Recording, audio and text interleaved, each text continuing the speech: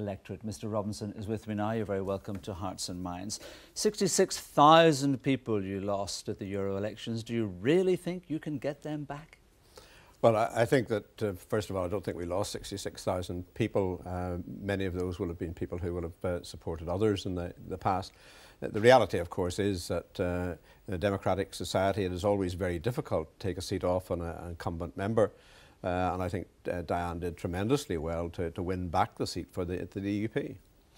But you said it was a time for looking at your strategy. You had lessons to learn from that election. Have you learnt them? Oh, I think we have, and not simply learnt them, but we have been taking the necessary action.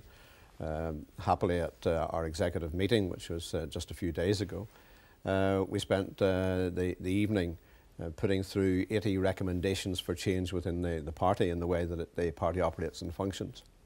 What kind of things? Well, we're dealing with everything because it was a root and branch change. I think I described it as being a seismic change within the party. It deals with everything in terms of the structures of the party, the staffing of the party, but more importantly, I think the communications, our communications internally and critically our communication with the electorate. And it took into account the fact that we had, I think, been concentrating too much on governance and not enough time in communicating the message of government to the people. Do you not accept, though, unionism has simply realigned now, and that's the reality you're going to have to deal with? No, I don't think so. I think it's very clear from the analysis that we've done that there were a series of factors that came into play in the European election, which I think it's hard to imagine could take place again in another election. So I don't expect the same kind of outcome in the next election. What do you think those were? What's your analysis? Well, I think incumbency was one of the factors. Clearly, the expenses issue was another matter. So there were a whole series of factors at play. European election itself usually brings out a distinctly different result than many other elections. And incumbency, of course, and those kind of issues start to play into our favour when it comes to a Westminster election. But what clearly emerged was a strand of unionism which isn't happy with the way the DUP has taken Northern Ireland. You can't deny that. No, I don't try to deny that. It's been a very hard road for many people. That doesn't mean that it's not the right road. And it will take some people longer to come to terms with the new era and the new realities. The facts, of course, are that from a unionist point of view, we had the option of allowing Dublin rule.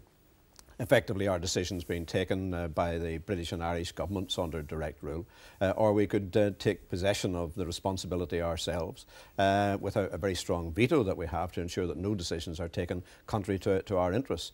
And I know a whole series of issues where it would have been to our detriment had it not been for the decision that we took. So the option is always there. You can sit on the sidelines and carp, as some like to do.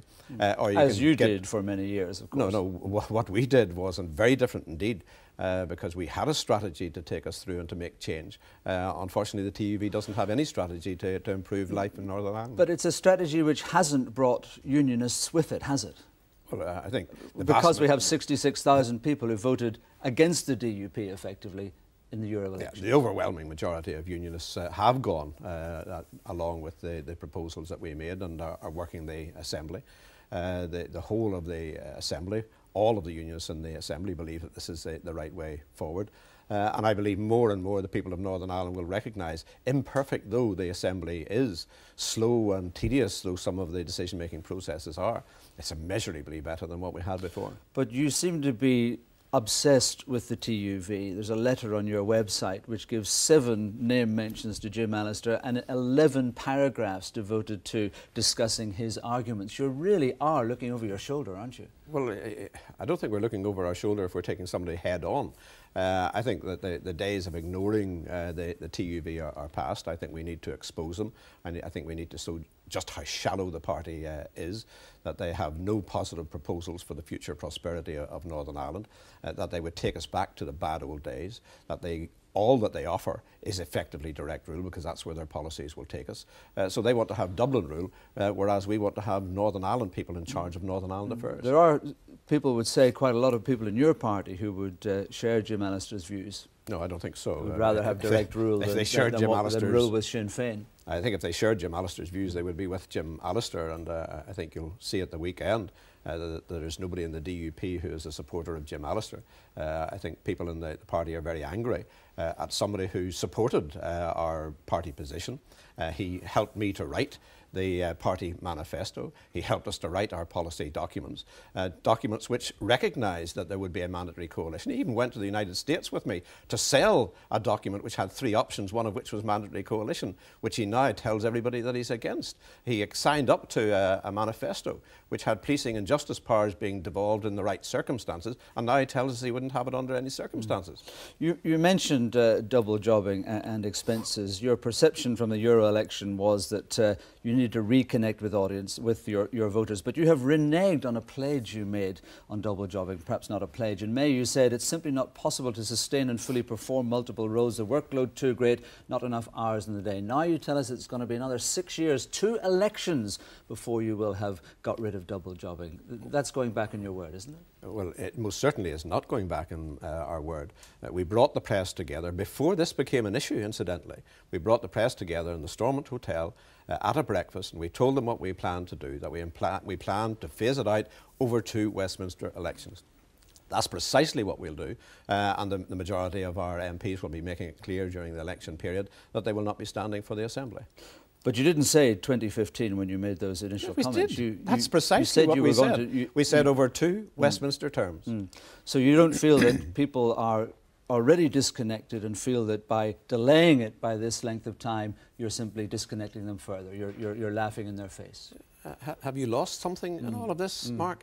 It was the people of Northern Ireland who gave us those dual mandates. Who are you or anybody else to tell them that they were wrong in doing so? It was the electorate that decided that these people should represent us in the circumstances that they faced, and that's the right in a democracy that the electorate have, and you shouldn't try and take it from them. But you are going to take it from them then. You're going to take it from your own party.